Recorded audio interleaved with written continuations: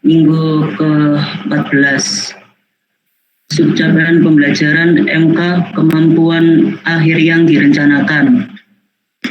Setelah mengikuti perkuliahan ini, diharapkan mahasiswa dapat memahami dirinya sebagai manusia sehingga mempunyai tanggung jawab sebagai seseorang manusia serta memiliki semangat dakwah sesuai dengan kemampuan masing-masing.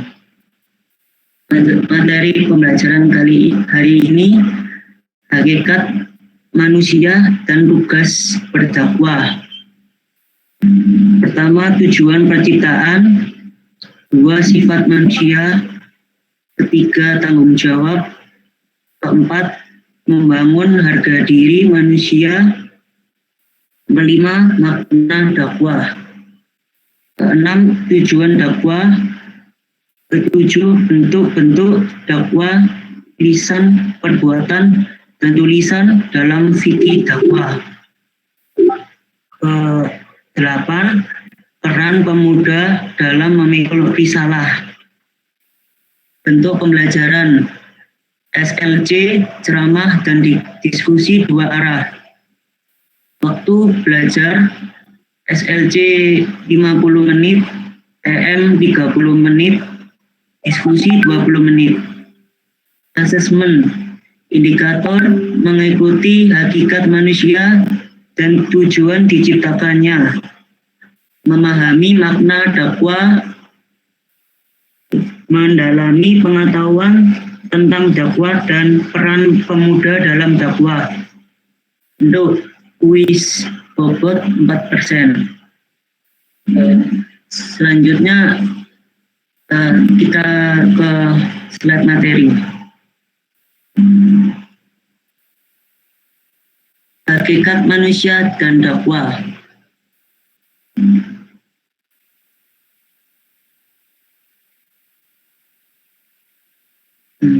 Bismillahirrahmanirrahim. Assalamualaikum warahmatullahi wabarakatuh.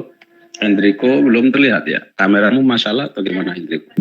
Wifi saya lemot, Pak. Kalau pakai on cam. Pokoknya itu dipakai sama itu juga kan orang tua soalnya juga gini juga. Baik. Alhamdulillah, masalah hakikat manusia dan dakwah. Silakan next. Part 1, hakikat manusia. Saya bacakan ya Pak ya. Ya. Siapakah manusia itu? Manusia terbuat dari tanah dan ruh. Di surat As-Sajdah ayat 7. Alladhi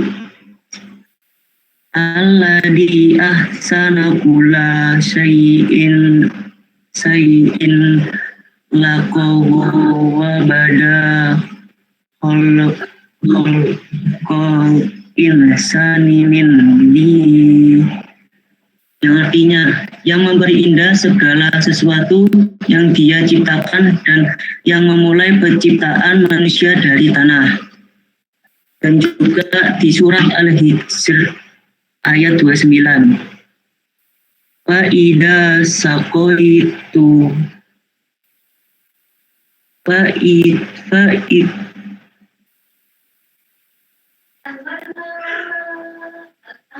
Fa'ida sawaituhu wa nafahtu fihi min ruhi faqa'ulahu syajidin. Baca terjemahannya aja Mas, biar gak lemot Mas. Iya. Belajar lagi kamu baca ngaji. Iya, ya Pak. Yang artinya, maka apabila aku telah menyempurnakan kejadiannya dan aku telah meniupkan roh ciptaanku ke dalamnya, maka tunduklah kamu kepadanya dengan bersujud. Kemudian manusia terdiri dari unsur hati, akal dan jasad, yang dijelaskan dalam Al-Quran ayat Al-Mulk ayat 10. Dan mereka berkata, sekiranya dahulu kami mendengar atau memikirkan peringatan itu, tentulah kami tidak masuk penghuni neraka yang menyala-nyala. Dan kemudian dijelaskan juga di At-Taubah ayat 105. Dan katakanlah, bekerjalah kamu, maka Allah akan melihat pekerjaanmu, begitu juga Rasulnya dan orang-orang mukmin. Dan kamu akan dikembalikan kepada Allah yang mengetahui yang gaib dan nyata. Lalu diberitakannya kepada kamu apa yang telah kamu kerjakan. Kemudian manusia diberikan amanah, yaitu ibadah dan sebagai khalifah. Dijelaskan di Al-Quran Al-Zariyat ayat 56.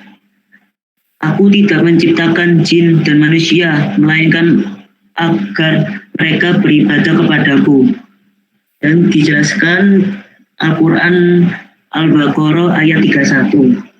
Dan dia ajarkan kepada Adam nama-nama benda semuanya, kemudian dia diperlihatkan kepada para malaikat seraya berfirman, sebutkan kepadaku nama semua benda ini, jika kamu yang benar. Baik, ikhwatan sekalian, pertanyaan ini penting Anda menjawab, dan penting untuk bisa terjawab dengan pasti, dengan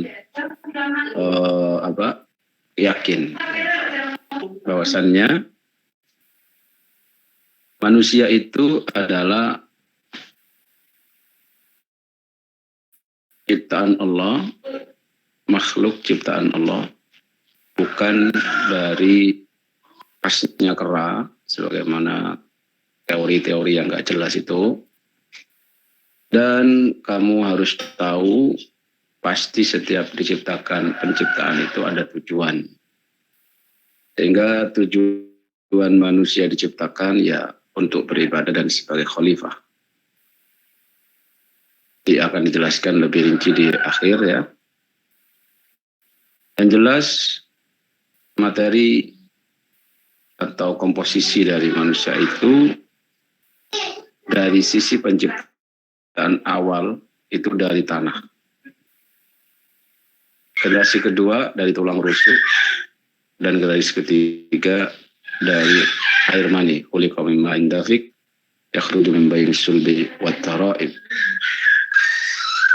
Kemudian yang kedua terkait unsur utama dalam manusia itu secara kasat mata atau secara hardware atau software, yaitu terdiri dari hati, akal, dan jasad.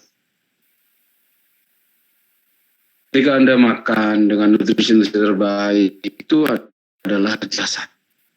Dan ketika Anda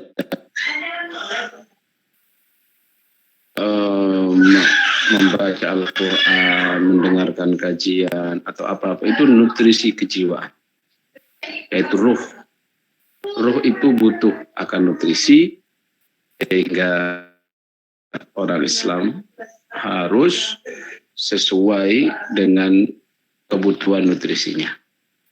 Jangan sampai kosong, jangan sampai diisi dengan hal-hal yang keluar dari syariat Islam. Baik. Next. Nafsu manusia. Nafsu manusia, ruh di atas hawa nafsu, kemudian berorientasi zikir, kemudian jiwa tenang. Dan disebutkan di Al-Quran ayat Ar-Ra'du ayat 28, yaitu orang-orang yang beriman dan hati mereka menjadi tentram dengan mengingat Allah. Ingatlah, hanya dengan mengingat Allah hati menjadi tentram. Kemudian ruh tarik-menarik dengan hawa nafsu, berorientasi akal, jiwa menjadi diri sendiri. Disebutkan di surat Al-Qiyamah ayat 2. Dan aku bersumpah demi jiwa yang selalu menyesali dirinya sendiri. Kemudian ruh di bawah pengaruh hawa nafsu, berorientasi syahwat, terus jiwa menyeluruh pada kejahatan. Disebutkan di Al-Quran Yusuf ayat 53. Dan aku tidak menyatakan diriku bebas dari kesalahan, karena sesungguhnya nafsu itu selalu mendorong kepada kejahatan, kecuali nafsu yang diberi rahmat oleh Tuhanku. Sesungguhnya Tuhanku Maha Pengampun, Maha Penyayang. Ya. Jadi bahwasanya nafsu itu bukan bagian dari komposisinya manusia, tetapi dia adalah makhluk yang Allah ciptakan yang dititipkan kepada setiap manusia. Tapi alhamdulillah kita memiliki akal, kita memiliki syariat, kita memiliki petunjuk Al-Quran, Rasulullah, sehingga nafsu yang cenderung kepada angkara murka ini bisa kita kendalikan dengan syariat dan juga dengan akal pikiran kita. Berbeda sama kambing, sama ayam, sama kerbau, kuda, itu nafsunya tidak terkontrol dengan akalnya. Walaupun ada juga Pak yang cerdas misalkan, ya kecerdasan mereka tidak akan melampaui kecerdasan manusia. Karena begitulah Allah menciptakan manusia itu adalah makhluk terbaik, ya. Baik, kemudian pada iman kita bisa menelisik nafsu kita tatkala kita menjadikannya sebagai raja atau sebagai sebagai pengendali kita, maka kita akan menjadi Abdul Hawa. Betul.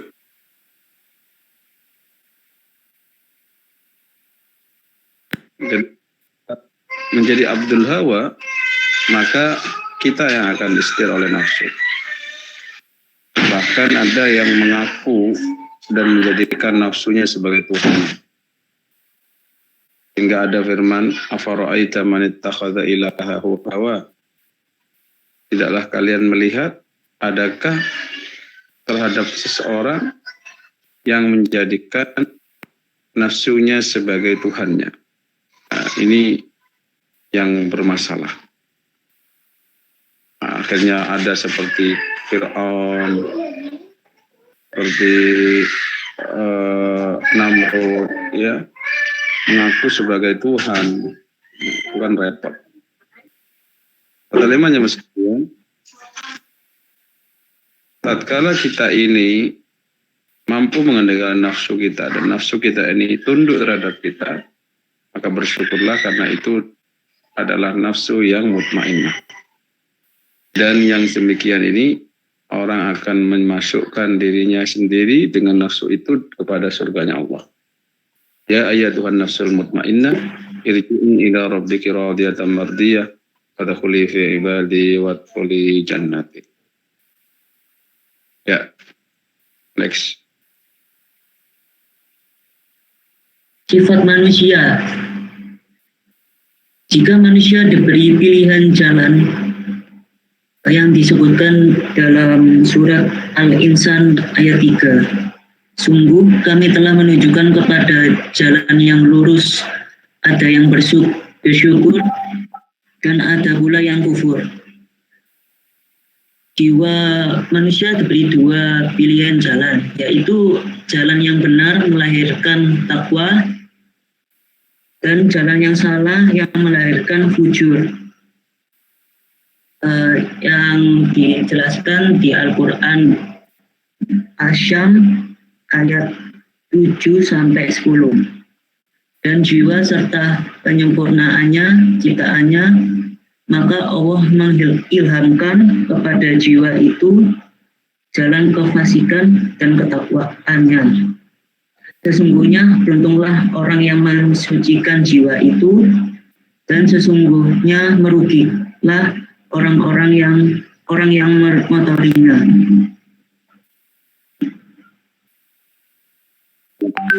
Jadi Anda berikan pilihan, berarti memilih perhatian kepala taluman nafsak, jangan engkau caci kecuali dirimu sendiri. Karena Allah tidak pernah meminta untuk terjatuh ke dalam maksiat, bahkan melarang kita untuk berbuat zalim. Maka iman, nafsu itu sebagian kecil yang menggoda kita. Tapi sebagian besar kita telah diberikan instrumen lain untuk mengendalikan nafsu itu dengan adanya syariat Islam dan akal pikiran kita yang sehat. Ya, next. Misi manusia. Sebagai hamba yang baik, kita harus menjaga ibadah, bertakwa, harga diri. Yang dijelaskan di Al-Quran Al-Zariyat ayat 56. Aku tidak menciptakan jin dan manusia melainkan agar mereka beribadah kepadaku. Dan misi manusia juga khalifah, amar ma'ruf nahi munkar, dakwah, memelihara bumi. Yang dijelaskan pada Al-Quran Al-Baqarah ayat 30. Dan ingatlah ketika Tuhanmu berfirman kepada para malaikat, aku hendak menjadi khalifah di bumi. Mereka berkata, apakah kamu hendak menjadi orang yang merusak dan menumpahkan darah di sana? Sedangkan kami bertasbih memujimu dan menyucikan namamu. Dia berfirman, sungguh aku mengetahui apa yang tidak kamu ketahui. Ini penjelasan di dunia, di mana kalau Anda hidupnya hanya untuk makan tidur, ya nggak beda sama sapi, kambing itu. Tapi kalau kita ini manusia, kita punya misi, kita punya tugas sana, yaitu menjadi khalifah dan hamba Allah. Dan hamba Allah itu ditunjukkan dengan pengabdian kita kepadanya dalam urusan ibadah-ibadah mahdoh, khairu mahdoh, ketundukan kita kepadanya, dan seterusnya. Sedangkan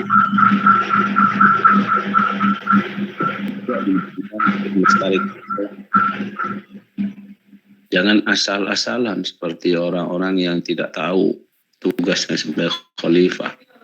Ambil sesuatu dibiarkan, ambil minyak bumi dibiarkan, ambil ini secara sembrono. Akhirnya dia tidak mendapat apa yang diinginkan, justru mendapatkan musibah terhadap dikarenakan apa yang dia perbuat sendiri. Ya, baik, next. Part kedua, dakwah.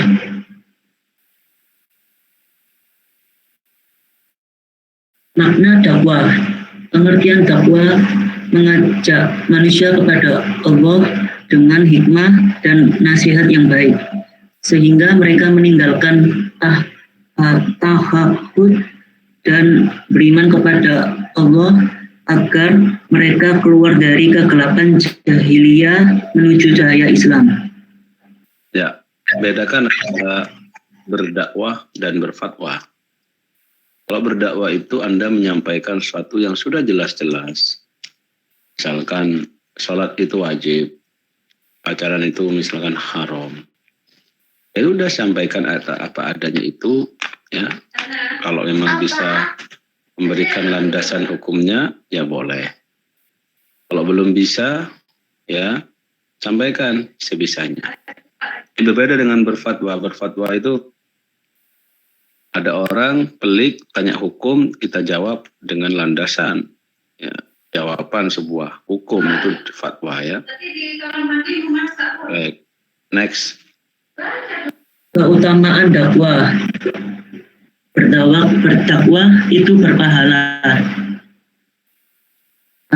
dijelaskan di hadis, barang siapa yang menunjukkan kepada kebaikan, maka dia akan mendapatkan pahala seperti pahala orang yang mengerjakannya.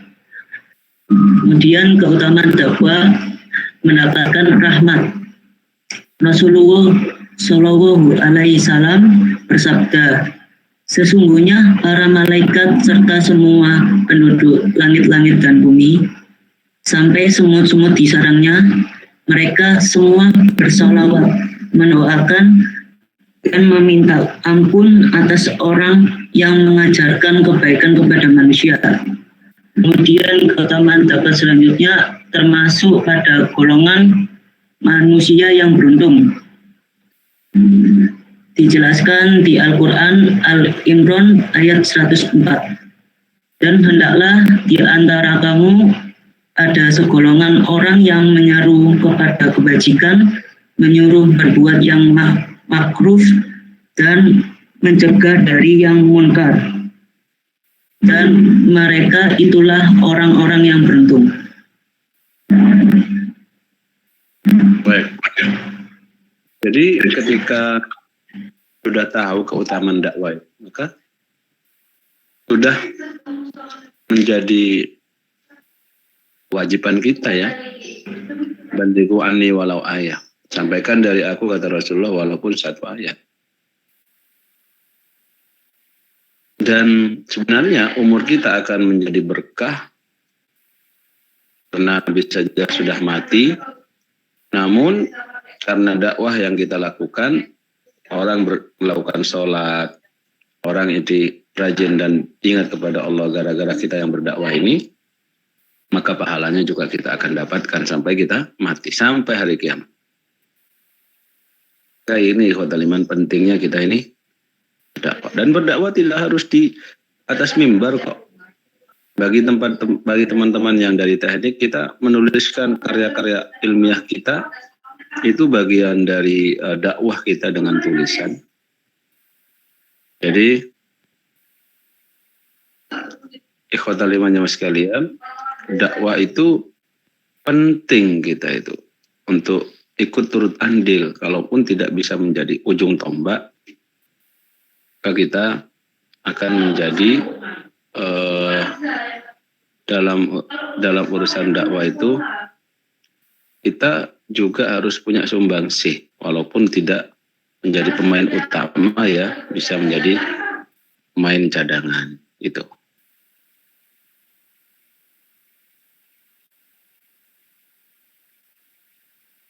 Ya.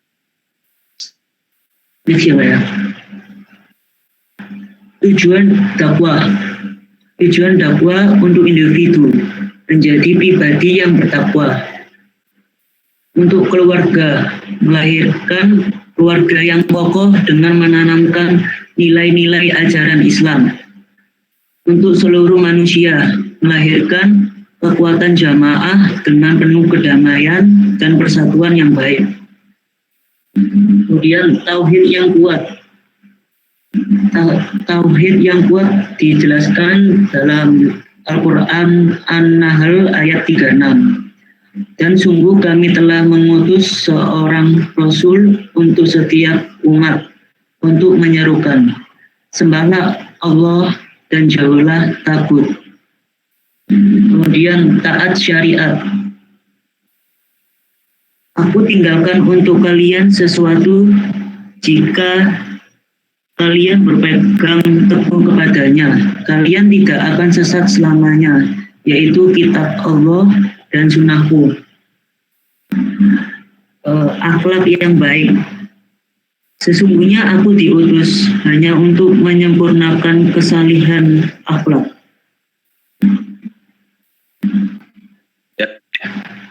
Jadi dakwah itu dari mari penting yang disampaikan dalam hal tauhid. Dalam hal tauhid itu bukan masalah syirik nyembah berhala saja ya, banyak ya. Bukan masalah bid'ah saja yang disampaikan. Banyak materi yang harus disampaikan. Yang khususnya adalah yang real. Misalkan ketika kita ini lemah, kita ini bangkrut, ya, Bagaimana yang dihadirkan solusinya? Bukan hanya ingat finance, apalagi yang mengandung riba itu, tapi bagaimana kita juga berusaha maksimal dan meminta kemudahan kepada Allah. Dalam syariat, bagaimana orang itu menekuni dan juga melakukan, ya, mengamalkan syariat yang sudah sama-sama diketahui, khususnya sama-sama masyhur dan menjadi al-ma'lum fiddin bid-darurah. Kemudian dalam hal urusan-urusan yang berkaitan dengan akhlak, itu sekali. Dan dakwah itu dimulai dari orang-orang terdekat, orang-orang yang sekitar kita, yang bersama dengan kita. Waktu terhadap istri kepada anak-anaknya, dan seterusnya. Ya, apalagi orang tua juga punya kewajiban dakwah itu kepada orang-orang sekitarnya. Baik, next. Bentuk dakwah. Barang siapa di antara kalian melihat kemungkaran, maka hendaklah ia menghilangkannya dengan tangannya. Jika ia tidak mampu, maka dengan lisannya. Orang yang tidak mampu dengan lisannya, maka dengan hatinya. Dan dengan hatinya ini adalah lemah-lemahnya iman. Melalui tangan ialah perbuatan dan tindakan. Dengan melalui lisan, nasihat, dan tulisan. Melalui hati, yaitu doa. Bertakwalah, sampaikan kebaikan pada manusia dengan cara baik sesuai dengan kemampuan kita. Ya. Jadi hadis yang mengatakan anu kemungkaran falyughayyirhu biyadihi wa man lam yastati bilisanihi wa man lam yastati bi qalbihi dzalika adhaful iman. Disuruh kita ini berdakwah sesuai dengan kemampuan kita, dengan tangan, lisan, ya. Apalagi kalau Anda memiliki jabatan, tanda tangan itu juga bagian dakwah dari perbuatan kita.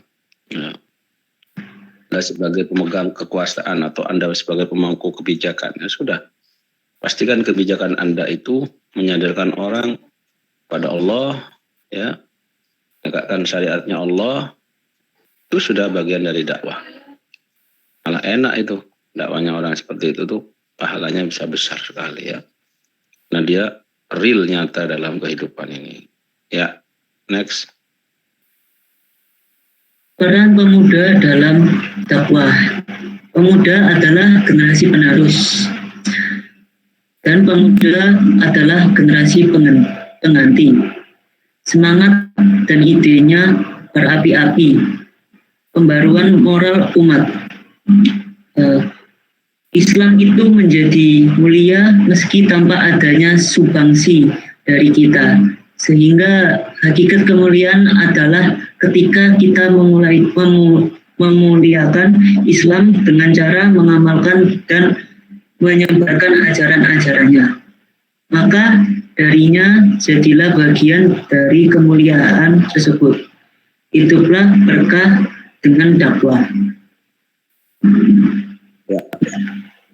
Jadi silahkan kita itu punya sumbangsi ya di sana ya, karena Islam itu tetap mulia walaupun kita tidak ikut berdakwah di dalamnya.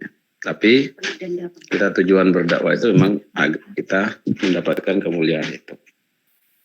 Baik, silakan yang akan bertanya. Bisa kameranya dinyalakan atau langsung bertanya.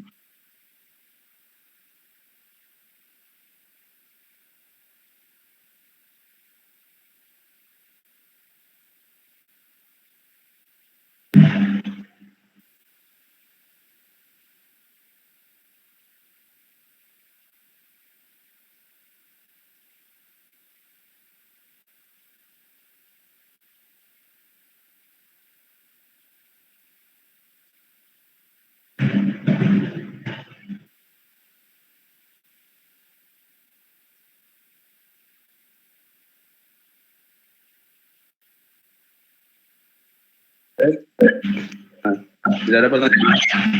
Iya, saya sebagai moderator mohon maaf atas kesalahan saya. Wassalamualaikum warahmatullahi wabarakatuh. Waktu sepenuhnya saya kembalikan kepada kelompok yang mempresentasikan KTI Kiki. Baik, kita break dulu 11 menit untuk sholat duhur.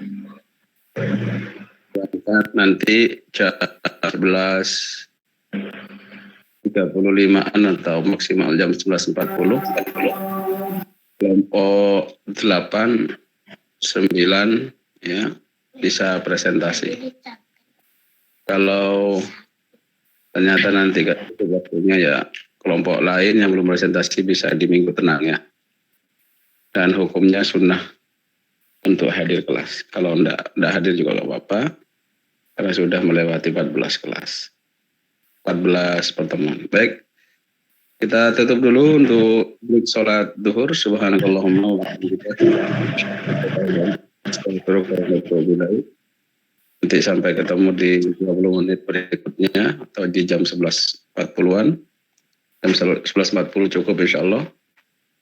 Pada kelompok 8 Anzilna ya dan Naila. Saya akan mau share. Dan bagi yang belum melakukan tulisnya dengan lengkap ya, agar kita bisa pantau dengan baik.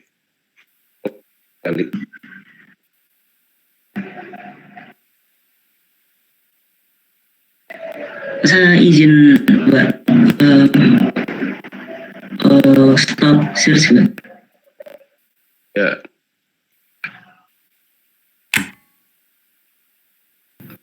Admin lagi dah Pak.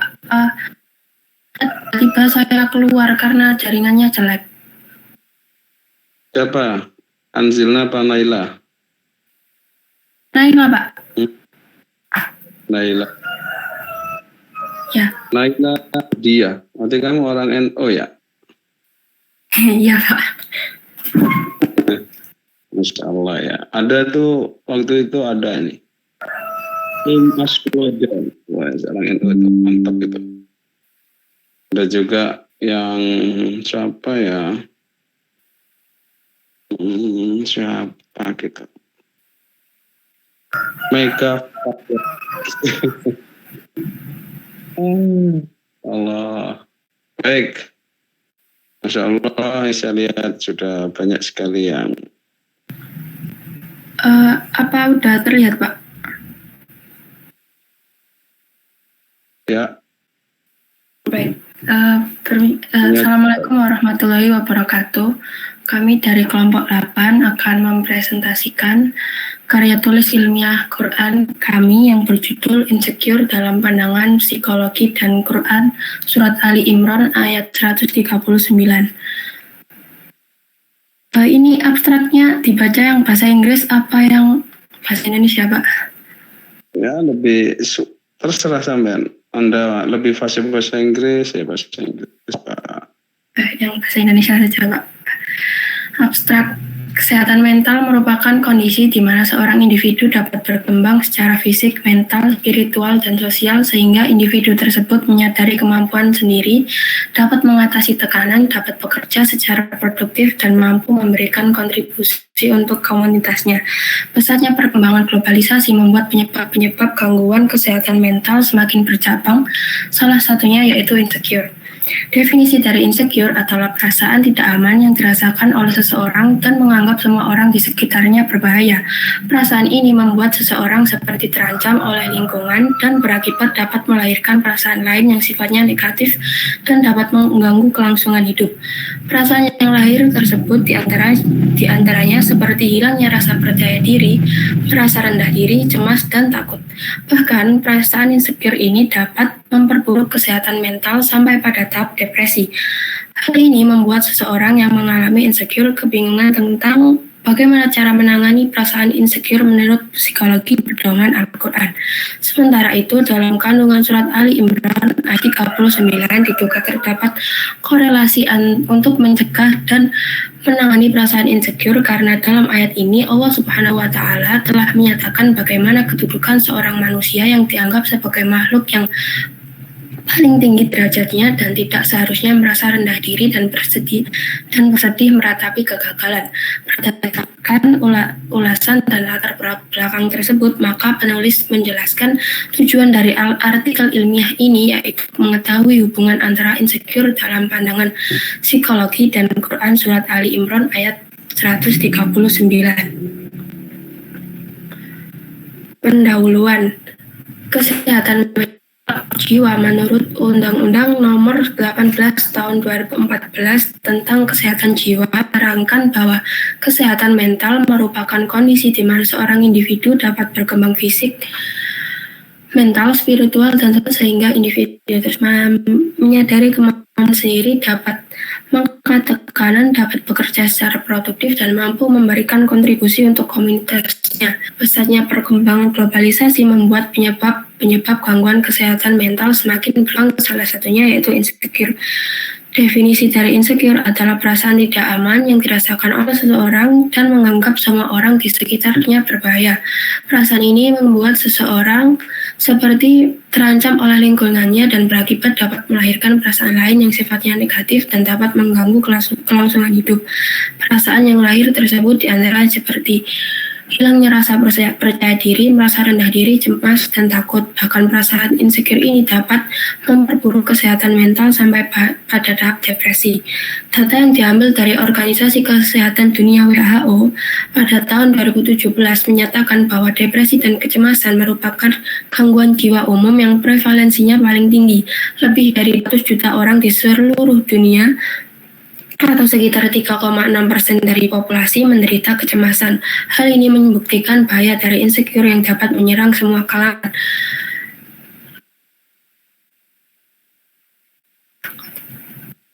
Hal ini membuat seorang mengalami insecure, kebingungan tentang bagaimana cara menangani perasaan insecure menurut psikologi dan pedoman Al-Quran. Sementara itu, dalam kandungan surat Ali Imran ayat 139 diduga terdapat korelasi untuk mencegah dan menangani perasaan insecure karena dalam ayat ini Allah Subhanahu wa Ta'ala telah menyatakan bagaimana kedudukan seorang manusia yang dianggap sebagai makhluk paling tinggi derajatnya dan tidak seharusnya merasa rendah diri dan bersedih meratapi kegagalan.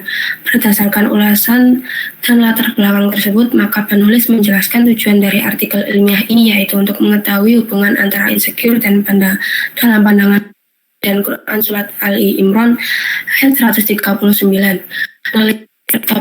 Topik tersebut bukan dengan metodologi penelitian jenis penelitian pustaka. Metode ini dilakukan dengan cara mengumpulkan data-data yang memiliki keterkaitan erat dengan topik yang akan diteliti. Adapun data-data terkait mengenai topik tersebut berupa data kepustakaan dan penelitian dan ayat Al-Quran yang mendukung kajian pembahasan. Penelitian ini merupakan penelitian kualitatif yang memanfaatkan teori sebagai bahan pendukung untuk memahami fenomena terkait. Teknik pengumpulan data yang digunakan dalam studi dokumen. Teknik ini digunakan untuk mendalami dan memahami fenomena yang terjadi tanpa harus melakukan eksperimen langsung karena dokumen yang dikaji merupakan dokumen penelitian yang telah terbukti secara nyata sehingga penulis hanya perlu mengadaptasi dan mengombinasikan kajian penulis sehingga tercapai kesimpulan baru. Objek dan fokus penelitian ini adalah fenomena perasaan insecure yang mengganggu kesehatan mental seseorang cara mengurangi perasaan tersebut dalam pandangan Al-Quran. Studi dokumen ini diperoleh dari berbagai literatur yang telah terjamin kebenarannya. Untuk hasil dan pembahasan akan saya serahkan kepada teman saya, Anzilna. Silahkan. You are now unmuted. Hasil dan pembahasan insecure menurut psikologi. Menurut Maslow, insecure adalah suatu keadaan di mana seseorang yang merasa tidak aman menganggap dunia sebagai sebuah hutan yang mengancam dan kebanyakan manusia berbahaya dan egois. Insecure terjadi karena adanya kecemasan dan ketakutan mengenai kegagalan atau kelemahan yang sedang dialami, Seseorang yang merasa insecure cenderung membenci dirinya, kehilangan kepercayaan diri, dan merasa kedudukannya lebih rendah daripada manusia lain. Dilansir dari situs dosen psikologi yang ditulis oleh Derina Asta pada tahun 2019 menyatakan bahwa insecure dalam psikologi jika kita artikan merupakan sebuah upaya dari adanya emosi yang terjadi apabila kita menilai diri kita menjadi seorang inferior dari orang lain. Insecure yang ada di dalam diri kita juga bisa berkaitan dengan diri sendiri yang memang tidak memiliki kemampuan untuk bisa menahan emosi dan juga kesulitan dalam pembagian emosi. Faktor-faktor yang memicu timbulnya perasaan insecure. Menurut psikolog klinis Melanie Greenberg, terdapat 3 penyebab umum seseorang merasa insecure, di antaranya adalah kegagalan atau penolakan yang baru saja dialami. Berdasarkan penelitian tentang kebahagiaan, peristiwa yang baru terjadi sangat mempengaruhi suasana hati dan perasaan kita tentang diri kita sendiri, karena ketidakbahagiaan berdampak pada self-esteem. Kegagalan dan penolakan dapat berdampak 2 kali lipat pada ketidakpercayaan diri. Umumnya kondisi ini dipicu karena kurangnya semangat dalam diri seseorang untuk bangkit dan pengaruh dari lingkungan yang sifatnya skeptis. Orang-orang dengan pola pikir seperti ini menganggap kegagalan sebagai suatu hal yang sangat fatal, sehingga mereka merasa tidak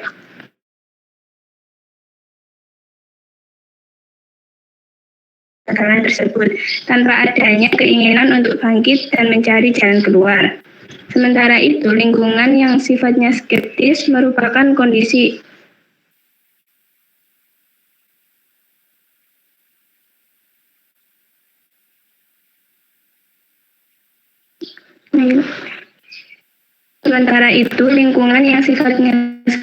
merupakan kondisi sekitar yang cenderung lebih keras baik dari segi budaya maupun perspektif masyarakat terhadap suatu hal. Lingkungan ini dapat memperburuk kondisi kepercayaan diri seseorang yang sedang mengalami kegagalan karena komentar publik yang didapatkan dari lingkungan yang skeptis. Cenderung tidak enak didengar dan menyakiti hati, sehingga rasa gagal tersebut seolah-olah dikonfirmasi buruk oleh luka yang ditimbulkan akibat perkataan publik. Faktor kedua yaitu mengalami kecemasan sosial. Rasa takut dievaluasi orang lain dapat menyebabkan rasa cemas yang pada akhirnya membuat mereka menghindari situasi sosial karena merasa tidak nyaman. Jenis insecure ini umumnya didasarkan pada kepercayaan yang menyimpang tentang harga diri mereka. Bukan tanpa alasan, kecemasan sosial dapat dipicu oleh trauma buruk yang dialami seseorang saat berinteraksi dengan publik, sehingga bekas luka yang ditimbulkan akan selalu diingat dan secara tidak sadar oleh otak manusia yang bersifat defensif terhadap hal-hal yang membentuk suatu benteng yang menciptakan batas antara dirinya dan publik. Perfeksionisme. Beberapa orang memiliki standar yang sangat tinggi dalam segala hal yang mereka lakukan. Sayangnya, hidup tidak selalu menjadi seperti yang diinginkan. Jika terus-menerus kecewa dan menyalahkan diri sendiri karena menjadi sesuatu yang kurang sempurna, maka akan timbul perasaan tidak nyaman dan tidak layak. Perfeksionisme ini berawal dari sebuah harapan. Manusia akan hidup dan bergantung dengan harapan yang muncul dalam dirinya. Akan tetapi keseimbangan antara harapan dan kenyataan ini juga harus diperhatikan. Orang-orang yang mempunyai sifat perfeksionis cenderung memberi standar yang tinggi untuk dirinya. Akibat dari sifat ini berdampak pada kepercayaan diri pada seseorang, karena ketika harapan tinggi tentang dirinya tidak tercapai, maka seseorang tersebut akan merasa menjadi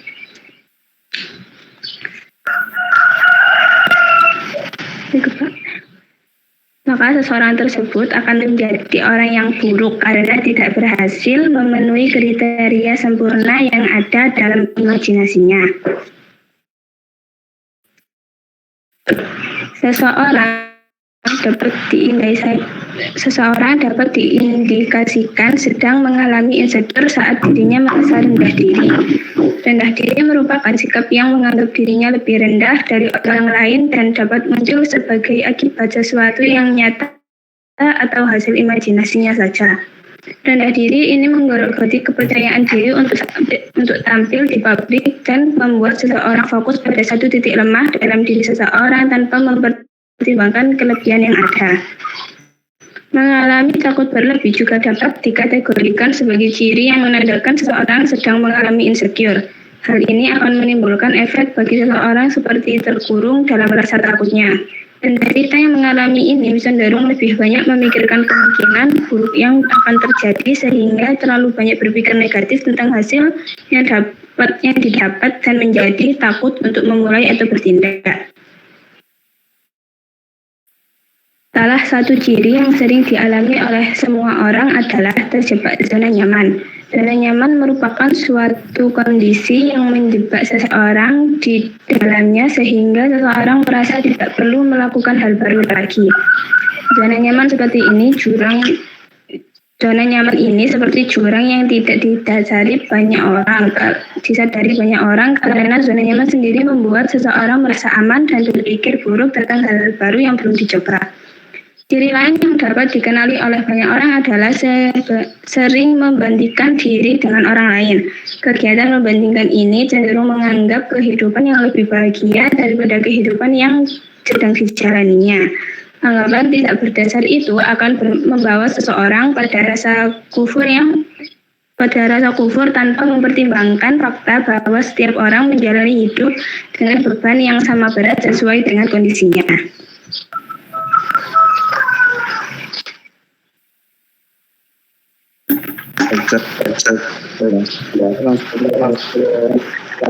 Kumpulan.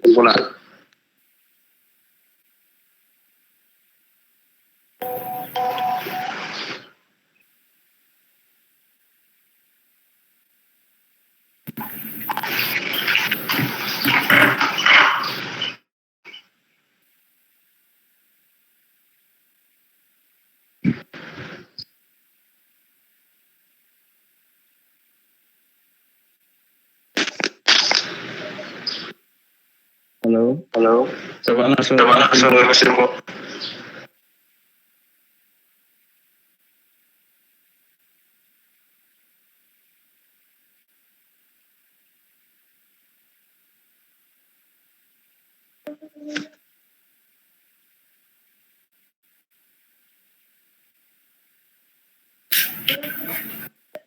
Cek 1 2. Naila, Ika.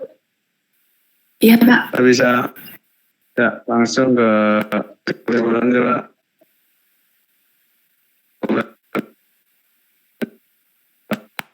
You are now unmuted. Atas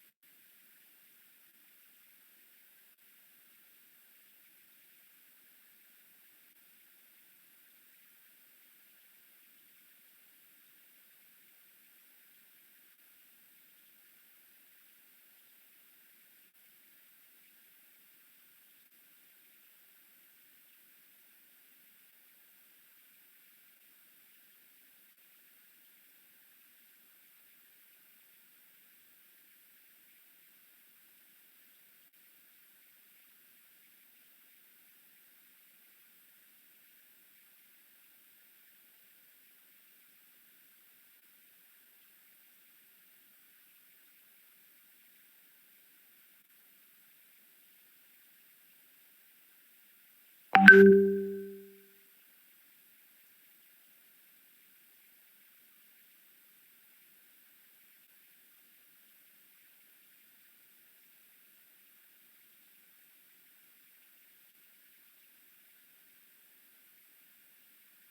Ali Imran ayat 139 yang memerintahkan agar tidak berlarut-larut dalam kesedihan, mencintai diri sendiri karena manusia diciptakan Allah dengan derajat yang tinggi dan fokus memperbaiki apa yang bisa diubah karena kekurangan dan kegagalan juga pemberian dari Allah yang mungkin saja kegagalan yang dianggap menyedihkan itu sebenarnya adalah takdir terbaik yang diberikan Allah. Insecure ini bagaikan pupuk yang menyuburkan tanaman karena kondisi ini akan memupuk sifat-sifat negatif lain sehingga tumbuh dan menggerogoti kesehatan mental seseorang yang dapat menghambat kehidupan. Oleh karena itu, untuk mencapai ketenangan hidup dan memperoleh mental yang sehat serta terhindar dari insecure, seseorang dapat menjadikan surat Ali Imran ayat 139 sebagai pedoman dalam mengendalikan diri dan mengingat kuasa Allah. Mbak, mohon itu apa? Coba ini ada lapangannya nggak? Istilahnya nyoba orang sebagai uji coba atau tidak hanya cuma pandangan saja?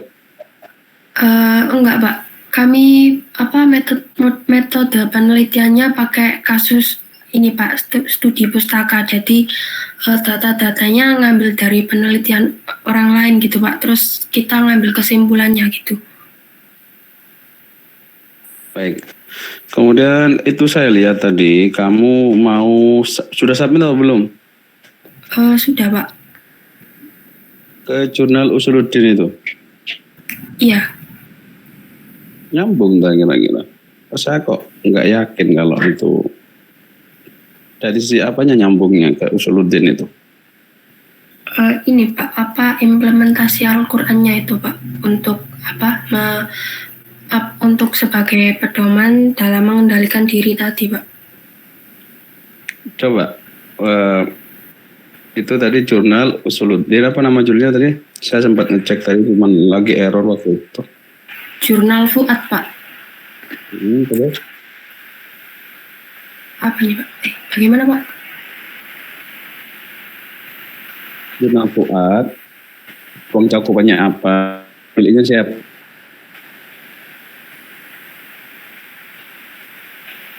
Coba. Atau dibuka di situ, Pak. Untuk referensi ada berapa, Mbak? Lumayan banyak ini, Pak. Ini referensinya, Pak. Sudah, kalau Anda merasa cocok, ya semoga bisa diterima ya. Ya, amin, Pak. Baik, terima kasih Pak 8 dan juga terima kasih sudah memasukkan nama saya di situ. Ya, Pak. Sehingga nantinya menjadi jalan dakwah. Kalau itu diterima lalu dibaca oleh orang-orang, walaupun hanya setahun dibaca oleh 50 orang, berarti kita sudah berdakwah kepada 50 orang, gitu ya. Ini sesuai dengan materi kita pada siang hari ini. Dakwah itu bisa dengan tulisan, bisa dengan menulis novel, menulis cerpen, menulis karya ilmiah, ya. Lagi yang memang kontennya berhubungan dan mengenalkan Al-Quran. Baik, kita kali kepada kelompok 9, silakan Naufal Fatah, Rizky, Tegar, Nur, Prasetyo. Kalau bisa memang kameranya dihidupkan karena Anda seorang presentator ya. Waktu dan tempat saya berikan kepada kelompok 9. Setelah ini ada kuliah, ada atau enggak ada?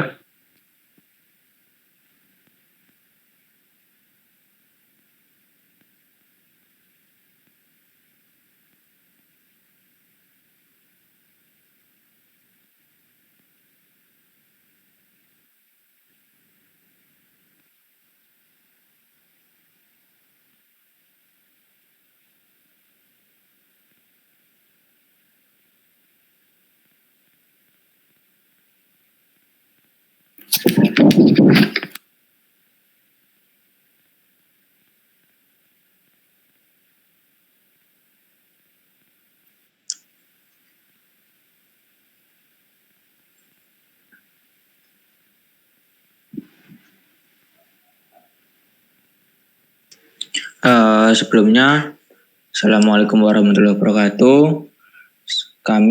Saya anggota kelompok Novel Fathar Rizky dan juga Tegar Nur Prasetyo akan menjelaskan tentang jurnal yang berjudul Jahe untuk pengobatan sakit kepala dalam perspektif Al-Quran Surat Al-Insan ayat 17.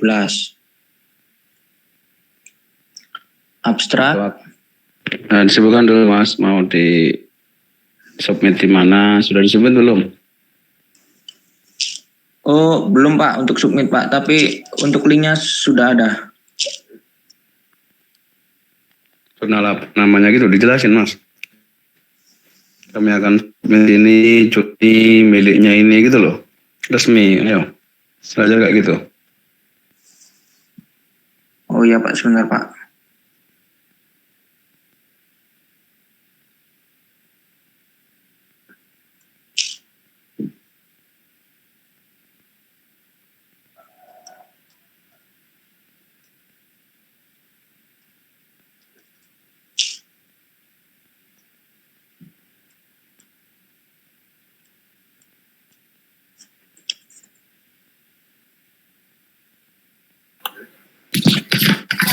Assalamualaikum warahmatullahi wabarakatuh.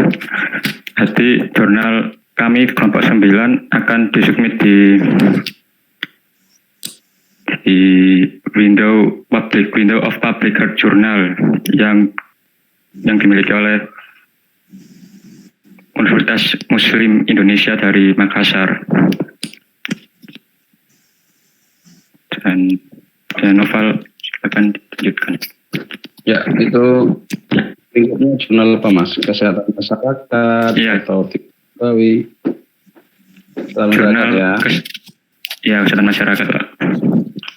Ya, silakan Mas. Baik Pak, saya lanjutkan. Abstrak. Jahe sangat bermanfaat bagi kehidupan sehari-hari, terutama di bidang kesehatan. Jahe diketahui berasal dari Asia Pasifik yang tersebar dari India sampai Cina. Di Indonesia tersendiri, tanaman jahe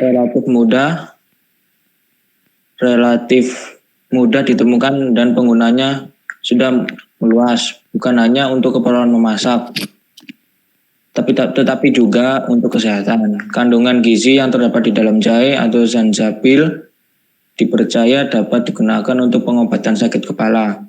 Tujuan dari penelitian ini adalah untuk mengetahui upaya yang dapat dilakukan untuk mengobati sakit kepala dengan jahe dan mengetahui apa saja kandungan yang terdapat pada jahe. Pada penelitian kali ini kami menggunakan metode eksperimen dan studi literatur. Hasil eksperimen pembuatan minuman jahe yang diolah bersama dengan bawang putih dapat membantu meringankan sakit kepala. Diharapkan untuk peneliti selanjutnya dapat menambah jumlah variabel yang dapat diolah dengan jahe sehingga menghasilkan produk yang dapat menggantikan obat-obat kimia yang ada di optik.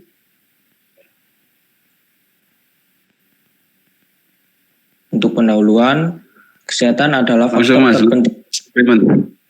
Pendahuluan tidak usah, kan sudah dulu. Langsung ke hasil dan pembahasan, langsung ke eksperimen, langsung kesimpulan. Ya. Langsung kesimpulan, Pak. Langsung ke hasil dulu pembahasan, eksperimennya seperti apa.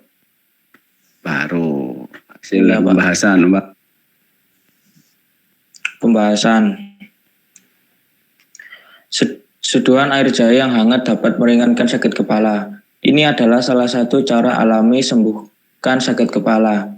Tapi jika air jahe saja tidak meredakan sakit kepala Anda bisa menyebur jahe dengan menggunakan bawang putih yang telah diiris kecil-kecil, lalu direbus dengan irisan jahe. Minuman kepala untuk menyembuhkan sakit kepala ini membantu mengurangi peradangan pembuluh darah di kepala yang pada akhirnya dapat meredakan sakit kepala. Irisan bawang putih yang dicampur dengan irisan jahe telah digunakan sebagai ramuan tradisional untuk mengobati rasa sakit kepala. Alhasil, minuman rebusan jahe dan bawang putih dapat mengurangi rasa nyeri sakit kepala dan mengontrol rasa ingin mual. Kesimpulan dan saran. Berdasarkan uraian di atas, dapat disimpulkan bahwa jahe tidak hanya dapat digunakan bumbu dapur, melainkan juga dapat diolah menjadi minuman nikmat dan menyehatkan. Dan banyak sekali khasiat yang terdapat pada jahe yang berguna bagi kesehatan tubuh kita. Diharapkan pada penelitian selanjutnya, peneliti menambah jumlah subjek yang dapat diolah dengan jahe sehingga menghasilkan produk yang menggantikan obat kimia yang ada di apotek. Untuk selanjutnya akan dilanjutkan oleh teman saya, Tegar Nur Prasetyo. Terima kasih. Iya, seperti itu, Pak. Kesimpulan dan saran. Berapa halaman itu, Mas? 7 halaman, Pak. Kira-kira memenuhi lah, biasanya kurang segitu. Ya, untuk ada minimal 13 maksimal 13 halaman, Pak, yang dari ini. Minimalnya berapa? Jurnalnya. Minimalnya berapa? Tidak disebutkan, Pak. Kemudian gara-gara terlalu ramping ya. Saran saya agar kamu itu lebih berbobot, pernah nggak dicobakan ke 10 orang gitu? Belum, Pak, belum dicoba. Saran saya dicobakan 10 orang gitu. Kemudian dikatain kajian jahe dan bawang dalam tinjauan herbaloginya disampaikan. Misalkan jahe ini tergolong herba panas. Jahe ini dalam kegunaan jahe itu seperti ini. Nah, lalu kamu jelasin gimana sih kamu kok bisa menyimpulkan jahe itu bisa untuk obat sakit kepala gitu loh. Jelasin nggak kamu di situ? Di pembahasan nggak ada tadi. Iya, masih kurang, Pak. Kurang. Jadi gini, saya kasih contoh, karena saya juga aktif di masalah herbal ya. Jadi kamu jelasin gitu jalan-jalannya. Karena kamu mengatakan jahe sebagai obat kepala, kamu jelasin di pembahasan itu. Sakit kepala itu apa, penyebabnya biasanya apa, kemudian setelah itu kamu jelasin juga di bawahnya, jahe itu apa, kemudian secara herbalogi jahe itu tergolong sifatnya herba apa, misalkan ya contoh. Sakit kepala itu ternyata ada penyebabnya, 1, 2, 3, 4, 5, 6, satu diantaranya adalah penyebabnya misalnya adanya sumbatan-sumbatan di pembuluh darah yang menuju kepada saraf-saraf kepala, misalkan ya. Kemudian nanti di pemeriksaan jahe itu ternyata bisa menghilangkan dan memperlancar peredaran darah, sehingga sumbatan-sumbatan yang ada itu bisa dilentrehkan dengan jahe. Nah, itu baru nanti di hasil kesimpulan kamu bisa seperti ini. Di kesimpulannya itu ya bukan hanya kayak tadi aja, tapi kamu nanti berdasarkan dari kajian teori dan pembahasan bahwasannya sakit kepala itu bisa disebabkan karena tersumbatnya ini, maka jahe merupakan solusi. Ya, karena jahe merupakan herba yang begini. Di atas sudah jelasin jahe itu apa dan herbalogi, gunaannya apa, kemudian nanti di kesimpulan diantaranya seperti itu. Dan hal ini kami sudah buktikan dan kita coba pada 10 orang, ya itu baru bobot itu. Insya Allah diterima kalau kayak gitu. Bisa dipahami? Sudah disubmit, Mas? Ya, Pak, baik. Enggak, Mas, sudah disubmit? Proses. Belum. Nah, mumpung belum disubmit, segera ditambahkan. Banyak kok terkait kajian-kajian jahe itu. Ya, termasuk dalam herbalogi namanya. Herbalogi gitu. Jahe, manfaat jahe dalam tinjauan ilmu herbalogi. Cari di internet juga banyak, di buku-buku juga banyak. Nah, itu insya Allah nanti bobotnya lebih. Baik, ya, Pak. Nah, ini mohon maaf, Pak, tadi putus, Pak. Setelah ini ada perkuliahan lagi? Iya, ada, Pak. Jam berapa? Jam 1, Pak. Udah, kita off dulu, nanti kelompok 10, 11, 12 presentasinya bareng saya di Minggu Tenang ya. Halo? Kelompok 10, 11 sudah presentasimu di minggu tenang ya, minggu depan insya Allah. Baik, terima kasih. Semoga semuanya lancar dan tidak ada kendala pun dalam publikasinya, dan semoga karya dan dakwah kita dengan jasa menulis kemudian kita sudah beratus orang.